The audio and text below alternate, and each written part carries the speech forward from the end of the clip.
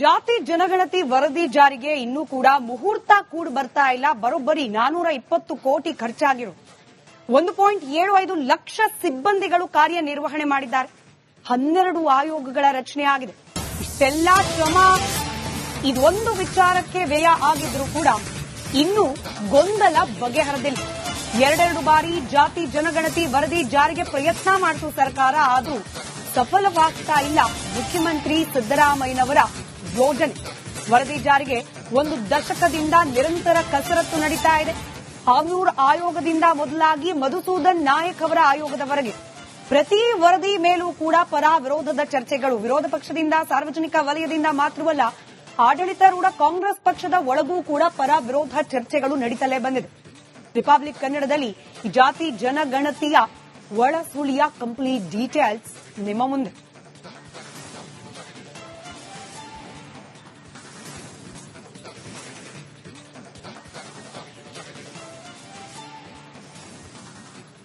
ಸುಮಾರು ಒಂದು ತಿಂಗಳಾಯ್ತು ಸರ್ ಜನಗಣತಿ ಮಾಡಕ್ ಬಂದಾರ ಸರ್. ಮನಿ ಬರ್ಲಿಕ್ಕತ್ತಾರ್ರಿ. ಎಲ್ಲ ರಿಪೋರ್ಟ್ ಎಲ್ಲ ತಗೊಂಡಾರ ಸರ್. ರಿಪೋರ್ಟ್ ಅಂತೂ ಒಳ್ಳೆ ಅದನ್ನ ನಾ ಮುಡ್ಸಿಲ್ಲ ಸರ್ ಬಹುತೇಕ. ಯಾಕಪ್ಪ ಅಂದ್ರೆ ಅವರು ಕುರ್ಚಿ ಒಳಗೆ ಅವ್ರವ್ರೆ ಜಗಳಾಗತ್ತಾರ ಸರ್. ಡಿ.ಕೆ.ಶಿ ಅವರಾಗ್ಲಿ ಅಥವಾ ಸಿದ್ದರಾಮಯ್ಯವರಾಗ್ಲಿ. ಈಗ ಅದನ್ನ ಜನರ ಹಿತಾಸಕ್ತಿ ಒಳಗೆ ಇವ್ರೇನು ಭಾಗವಹಿಸಾಕ್ತಾ ಇರಲ್ರಿ. ಈಗ ಜನಗಣತಿ ರಿಪೋರ್ಟ್ ತಗೊಂಡಾರಲ್ಲ, ಅಲ್ಲಿ ಒಪ್ಪಿಸಬೇಕಾಗಿತ್ತು, ಒಪ್ಪಿಸಿಲ್ಲ ಅದು. ಇದು ಯಾಕಂತ ನಾನು ಯಾರಿಗೆ ಕೇಳ್ಬೇಕು ಅಂತ ಗೊತ್ತಾಗಲ್ಲ ಸರ್.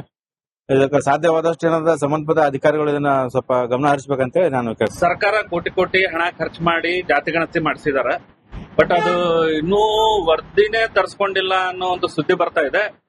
ಆದ್ರೆ ವರದಿ ತರಿಸ್ಕೊಂಡು ಅದ್ರ ಜನರ ಮುಂದೆ ಇಡ್ರಿ, ಅದ್ರದ್ದು ಏನ್ ಸಮಸ್ಯೆ ಇದೆ, ಏನಿಲ್ಲ, ಎಷ್ಟು ಏನಂತ ಜನರ ಮುಂದೆ ಇಡಬೇಕು. ಅದು ಬಿಟ್ಟು ಇವರು ಬರೀ ಜನರ ಹಿತಾಸಕ್ತಿ ಬಗ್ಗೆ, ಜನರ ಬಗ್ಗೆ ಕಾಳಜಿ ಬಿಟ್ಟು ಇವ್ರ ಕುರ್ಚಿ ಬಗ್ಗೆ ಹೊಡೆದಾಡೋದು, ಇವ್ರ ಕುರ್ಚಿ ಹೊಡೆದಾಡೋದ್ರಾಗೆ ಇವ್ರದ್ದು ಪೂರಾ ಸರ್ಕಾರ ಟೈಮ್ ವೇಸ್ಟ್ ಮಾಡ್ತಾ ಇದೆ. ಹಂಗೋ ಹಿಂಗೋ ಮಾಡಿ ಅರ್ಧ ಮುಕ್ಕಾಲು ವರ್ಷ ಇವರು ಮುಗಿಸಿದಾರೆ. ಇನ್ನೊಂದು ವರ್ಷ, 1.5 ವರ್ಷ ಬಂತಂದ್ರೆ ಮತ್ತೆ ಎಲೆಕ್ಷನ್ ಬರುತ್ತೆ. ಇವಾಗ ಮತ್ತೆ ಅದು ಹಂಗೆ ಪೆಂಡಿಂಗ್ ಬೀಳುತ್ತೆ. ಇದು ಮತ್ತೆ ಈಗ ಜನರಲ್ಲೇ ಮೊದಲೇ ನಡು ಬಿಸಿಲಲ್ಲಿಲ್ಲ ಪಾಪ ಕೆಲಸ ಮಾಡ್ತಾ ಇದಾರೆ ಜನಗಣತಿ ಹೇಳ್ಕೊಂಡು. ಪಾಪ ಅವರು ಟೀಚರ್ಸ್ ಇರ್ಲಿ, ಅವರಿರ್ಲಿ, ಯಾರಿರ್ಲಿ, ಈ ಬಿಸಿಲು ಕೆಲಸ ಮಾಡ್ತಾ ಇದ್ದಾರೆ. ಅವರಿಗೊಂದು ಪಾಪ ನೀರಿಂದಾಗ್ಲಿ ಯಾವುದೋ ಒಂದು ವ್ಯವಸ್ಥೆ ಇಲ್ಲ. ಆದ್ರ ತಕ್ಷಣ ಆದ್ರೂ ಕೂಡ ಅವರು ಜನಗಣತಿ ಹೋಗ್ತಾ ಇದ್ದಾರೆ. ಸ್ವಲ್ಪ ಅವರು ಎಲ್ಲರೂ ಸ್ವಲ್ಪ ಕೋಆಪರೇಟ್ ಮಾಡ್ತಾ ಇದ್ದಾರೆ. ಅದಾಗಲೂ ಇನ್ನೂ ಕೂಡ ಈ ಜನಗಣತಿ ಬಗ್ಗೆ ರಿಪೋರ್ಟ್ ಇನ್ನೂ ಗೌರ್ಮೆಂಟ್ಗೆ ತಲುಪಿಸಿಲ್ಲ, ಗೊತ್ತಾಯ್ತಾ? ಇದು ತಲುಪಿಸಿಲ್ಲ ಅಂದ್ರೆ ಮತ್ತೆ ಇದು ಯಾರ ಸಲುವಾಗಿ, ರಾಜಕೀಯ ಸಲುವಾಗಿ ಮಾಡ್ತಾರೋ ಇದಕ್ಕೆ ಸಲುವಾಗಿ ಮಾಡ್ತಾರೆ ಗೊತ್ತಿಲ್ಲ. ಅದನ್ನ ಆದಷ್ಟು ಬೇಗ ನಮ್ಮ ರಾಜಕೀಯರಾಗಲಿ ಇದ್ರಾಗಲಿ ಒಳ್ಳೆ ಅದನ್ನು ಪರೀಕ್ಷಣೆ ಮಾಡಿ ಆದಷ್ಟು ಬೇಗ ವರದಿಯನ್ನು ಸಲ್ಲಿಸಬೇಕಾಗಿ ಕೇಳ್ಕೊಳ್ತೇವೆ. ಕೋಟಿಗಟ್ಟಲೆ ಇದಕ್ಕೆಲ್ಲ ಕೋಟಿಗಟ್ಟಲೆ ಖರ್ಚು ಮಾಡ್ತಾರೆ. ಅದೆಲ್ಲ ಪಂಗನಾಮ ಆದಂಗೆ. ಅದರ ಸಲುವಾಗಿ ಜನರಿಗೆಲ್ಲ ಅನುಕೂಲವಾಗುವಂತೆ ಆದಷ್ಟು ಬೇಗ ರಿಪೋರ್ಟ್ ಅನ್ನು ಗವರ್ಮೆಂಟ್ಗೆ ಸಲ್ಲಿಸಬೇಕಾಗಿ ನಾವು ಕೇಳ್ಕೊಳ್ತೇವೆ. ಈಗ ಜನರಲ್ಲೇ ಮೊದಲೇ ನಡು ಬಿಸಿಲಲ್ಲಿಲ್ಲ ಪಾಪ ಕೆಲಸ ಮಾಡ್ತಾ ಇದ್ದಾರೆ ಜನಗಣತಿ ಹೇಳ್ಕೊಂಡು. ಪಾಪ ಅವರು ಟೀಚರ್ಸ್ ಇರ್ಲಿ, ಅವರಿರ್ಲಿ, ಯಾರಿರ್ಲಿ, ಈ ಬಿಸಿಲು ಕೆಲಸ ಮಾಡ್ತಾ ಇದ್ದಾರೆ. ಅವರಿಗೊಂದು ಪಾಪ ನೀರಿಂದಾಗ್ಲಿ ಯಾವುದೋ ಒಂದು ವ್ಯವಸ್ಥೆ ಇಲ್ಲ. ಆದ್ರ ತಕ್ಷಣ ಆದ್ರೂ ಕೂಡ ಅವರು ಜನಗಣತಿ ಹೋಗ್ತಾ ಇದ್ದಾರೆ. ಸ್ವಲ್ಪ ಅವರು ಎಲ್ಲರೂ ಸ್ವಲ್ಪ ಕೋಆಪರೇಟ್ ಮಾಡ್ತಾ ಇದ್ದಾರೆ. ಅದಾಗಲೂ ಇನ್ನೂ ಕೂಡ ಜಾತಿ ಜನಗಣತಿ ವರದಿ ಜಾರಿಗೆ ಇನ್ನೂ ಕೂಡ ಮುಹೂರ್ತ ಕೂಡ ಬರ್ತಾ ಇಲ್ಲ. ಬರೋಬ್ಬರಿ 420 ಕೋಟಿ ಖರ್ಚಾಗಿರೋ 1.75 ಲಕ್ಷ ಸಿಬ್ಬಂದಿಗಳು ಕಾರ್ಯನಿರ್ವಹಣೆ ಮಾಡಿದ್ದಾರೆ. 12 ಆಯೋಗಗಳ ರಚನೆ ಆಗಿದೆ. ಇಷ್ಟೆಲ್ಲಾ ಶ್ರಮ ಇದೊಂದು ವಿಚಾರಕ್ಕೆ ವ್ಯಯ ಆಗಿದ್ರೂ ಕೂಡ ಇನ್ನೂ ಗೊಂದಲ ಬಗೆಹರದಿಲ್ಲ. ಎರಡೆರಡು ಬಾರಿ ಜಾತಿ ಜನಗಣತಿ ವರದಿ ಜಾರಿಗೆ ಪ್ರಯತ್ನ ಮಾಡಿತು ಸರ್ಕಾರ, ಆದರೂ ಸಫಲವಾಗ್ತಾ ಇಲ್ಲ ಮುಖ್ಯಮಂತ್ರಿ ಸಿದ್ದರಾಮಯ್ಯನವರ ಯೋಜನೆ. ವರದಿ ಜಾರಿಗೆ ಒಂದು ದಶಕದಿಂದ ನಿರಂತರ ಕಸರತ್ತು ನಡೀತಾ ಇದೆ. ಹಾವನೂರು ಆಯೋಗದಿಂದ ಮೊದಲಾಗಿ ಮಧುಸೂದನ್ ನಾಯಕ್ ಅವರ ಆಯೋಗದವರೆಗೆ ಪ್ರತಿ ವರದಿ ಮೇಲೂ ಕೂಡ ಪರ ವಿರೋಧದ ಚರ್ಚೆಗಳು. ವಿರೋಧ ಪಕ್ಷದಿಂದ, ಸಾರ್ವಜನಿಕ ವಲಯದಿಂದ ಮಾತ್ರವಲ್ಲ, ಆಡಳಿತಾರೂಢ ಕಾಂಗ್ರೆಸ್ ಪಕ್ಷದ ಒಳಗೂ ಕೂಡ ಪರ ವಿರೋಧ ಚರ್ಚೆಗಳು ನಡೀತಲೇ ಬಂದಿದೆ. ರಿಪಬ್ಲಿಕ್ ಕನ್ನಡದಲ್ಲಿ ಜಾತಿ ಜನಗಣತಿಯ ಒಳ ಸುಳಿಯ ಕಂಪ್ಲೀಟ್ ಡೀಟೇಲ್ಸ್ ನಿಮ್ಮ ಮುಂದೆ.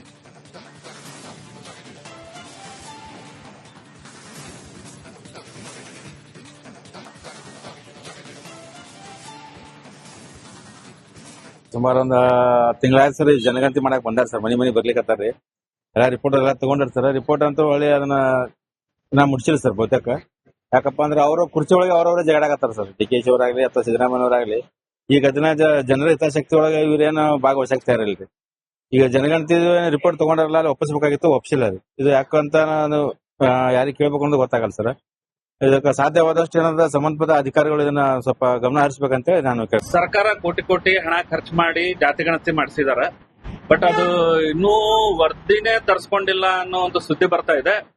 ಆದ್ರೆ ವರದಿ ತರಿಸ್ಕೊಂಡು ಅದ್ರ ಜನರ ಮುಂದೆ ಇಡ್ರಿ, ಅದ್ರದ್ದು ಏನ್ ಸಮಸ್ಯೆ ಇದೆ, ಏನಿಲ್ಲ, ಎಷ್ಟು ಏನು ಅಂತ ಜನರ ಮುಂದೆ ಇಡಬೇಕು.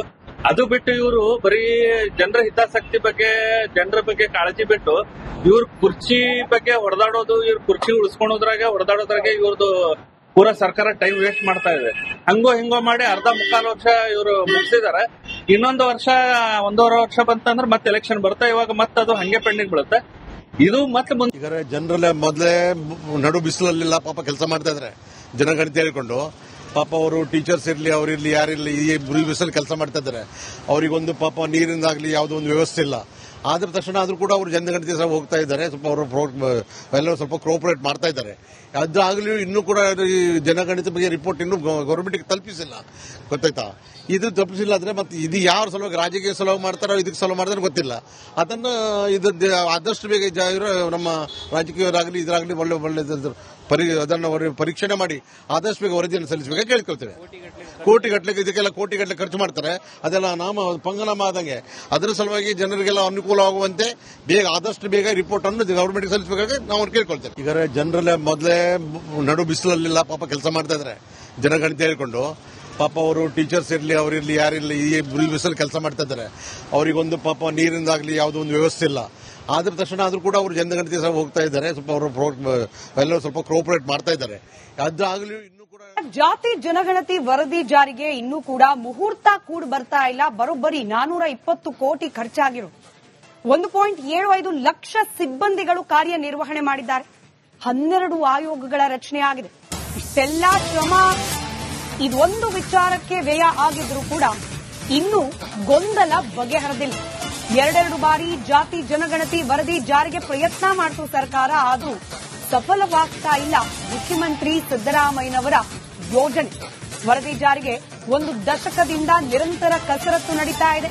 ಹಾವನೂರು ಆಯೋಗದಿಂದ ಮೊದಲಾಗಿ ಮಧುಸೂದನ್ ನಾಯಕ್ ಅವರ ಆಯೋಗದವರೆಗೆ ಪ್ರತಿ ವರದಿ ಮೇಲೂ ಕೂಡ ಪರ ವಿರೋಧದ ಚರ್ಚೆಗಳು. ವಿರೋಧ ಪಕ್ಷದಿಂದ, ಸಾರ್ವಜನಿಕ ವಲಯದಿಂದ ಮಾತ್ರವಲ್ಲ, ಆಡಳಿತಾರೂಢ ಕಾಂಗ್ರೆಸ್ ಪಕ್ಷದ ಒಳಗೂ ಕೂಡ ಪರ ವಿರೋಧ ಚರ್ಚೆಗಳು ನಡೀತಲೇ ಬಂದಿದೆ. ರಿಪಬ್ಲಿಕ್ ಕನ್ನಡದಲ್ಲಿ ಜಾತಿ ಜನಗಣತಿಯ ಒಳಸುಳಿಯ ಕಂಪ್ಲೀಟ್ ಡೀಟೇಲ್ಸ್ ನಿಮ್ಮ ಮುಂದೆ.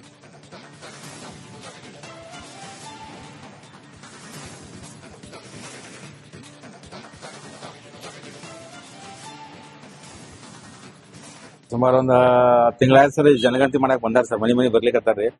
ಎಲ್ಲ ರಿಪೋರ್ಟ್ ಎಲ್ಲ ತಗೊಂಡಿರ್ತಾರ. ರಿಪೋರ್ಟ್ ಅಂತೂ ಒಳ್ಳೆ ಅದನ್ನ ನಾ ಮುಡ್ಸಿಲ್ಲ ಸರ್ ಬಹುತೇಕ. ಯಾಕಪ್ಪ ಅಂದ್ರೆ ಅವರು ಕುರ್ಚಿ ಒಳಗೆ ಅವ್ರವ್ರೆ ಜಗಳಾಗತ್ತಾರ ಸರ್. DKಶಿ ಅವರಾಗ್ಲಿ ಅಥವಾ ಸಿದ್ದರಾಮಯ್ಯವರಾಗ್ಲಿ. ಈಗ ಅದನ್ನ ಜನರ ಹಿತಾಸಕ್ತಿ ಒಳಗೆ ಇವ್ರೇನು ಭಾಗವಹಿಸಾಗ್ತಾ ಇರಲ್ರಿ. ಈಗ ಜನಗಣತಿ ರಿಪೋರ್ಟ್ ತಗೊಂಡಾರಲ್ಲ, ಅಲ್ಲಿ ಒಪ್ಪಿಸಬೇಕಾಗಿತ್ತು, ಒಪ್ಸಿಲ್ಲ. ಇದು ಯಾಕಂತ ನಾನು ಯಾರಿಗೆ ಕೇಳ್ಬೇಕು ಅಂತ ಗೊತ್ತಾಗಲ್ಲ ಸರ್. ಇದಕ್ಕೆ ಸಾಧ್ಯವಾದಷ್ಟು ಏನಾದ್ರು ಸಂಬಂಧಪಟ್ಟ ಅಧಿಕಾರಿಗಳು ಇದನ್ನ ಸ್ವಲ್ಪ ಗಮನ ಹರಿಸಬೇಕಂತೇಳಿ ನಾನು ಕೇಳ್ತೀನಿ. ಸರ್ಕಾರ ಕೋಟಿ ಹಣ ಖರ್ಚು ಮಾಡಿ ಜಾತಿ ಗಣತಿ ಮಾಡಿಸಿದಾರೆ. ಬಟ್ ಅದು ಇನ್ನೂ ವರದಿನೇ ತರಿಸ್ಕೊಂಡಿಲ್ಲ ಅನ್ನೋ ಒಂದು ಸುದ್ದಿ ಬರ್ತಾ ಇದೆ. ಆದ್ರೆ ವರದಿ ತರಿಸ್ಕೊಂಡು ಅದ್ರ ಜನರ ಮುಂದೆ ಇಡ್ರಿ, ಅದ್ರದ್ದು ಏನ್ ಸಮಸ್ಯೆ ಇದೆ, ಏನಿಲ್ಲ, ಎಷ್ಟು ಏನು ಅಂತ ಜನರ ಮುಂದೆ ಇಡಬೇಕು. ಅದು ಬಿಟ್ಟು ಇವರು ಬರೀ ಜನರ ಹಿತಾಸಕ್ತಿ ಬಗ್ಗೆ, ಜನರ ಬಗ್ಗೆ ಕಾಳಜಿ ಬಿಟ್ಟು ಇವ್ರ ಕುರ್ಚಿ ಬಗ್ಗೆ ಹೊಡೆದಾಡೋದು, ಇವ್ರ ಕುರ್ಚಿ ಹೊಡೆದಾಡೋದ್ರಾಗೆ ಇವ್ರದ್ದು ಪೂರಾ ಸರ್ಕಾರ ಟೈಮ್ ವೇಸ್ಟ್ ಮಾಡ್ತಾ ಇದೆ. ಹಂಗೋ ಹಿಂಗೋ ಮಾಡಿ ಅರ್ಧ ಮುಕ್ಕಾಲು ವರ್ಷ ಇವರು ಮುಗಿಸಿದಾರೆ.